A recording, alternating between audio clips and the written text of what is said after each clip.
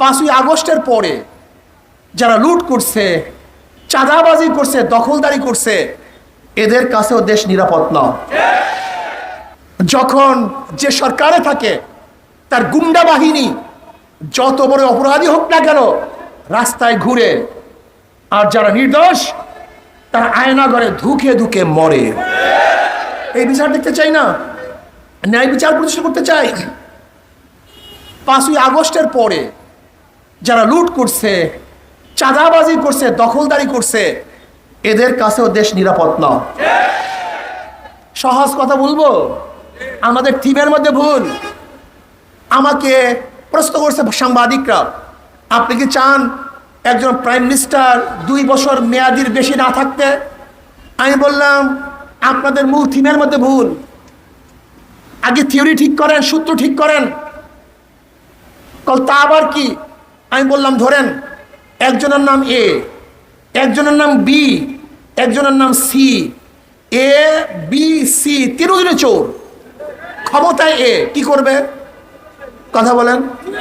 হটাও এ বসাও বি, কি করবে? হটাও বি বসাও সি। কথা বলেন না কেন?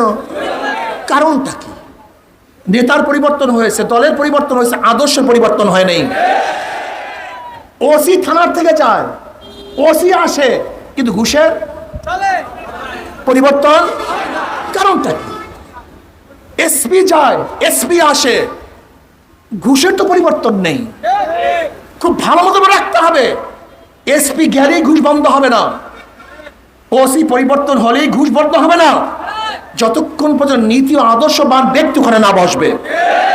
আমি তাদেরকে বললাম 1 বছর, 2 বছর, 5 বছর, আর 2 মেয়াদ বা 5 মেয়াদ দরকারটা কি?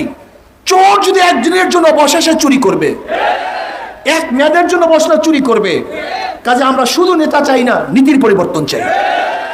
যারা চুরি করবে না, ডাকাতি করবে না, জুলুম করবে না, অন্যায় করবে না। আমাদের বাংলাদেশের সবচেয়ে বড় সংকট কি জানেন? এত শিক্ষিত গোটা দুনিয়ার অনেক কান্ট্রিতেই নেই। এত উচ্চ শিক্ষিত এত উচ্চ ডিগ্রিওয়ালা অনেক দেশের কান্ট্রিতেই নাই। কিন্তু আমাদের দেশের সবচেয়ে বড় সমস্যা কি জানেন? দুর্নীতি। জোরে বলেন।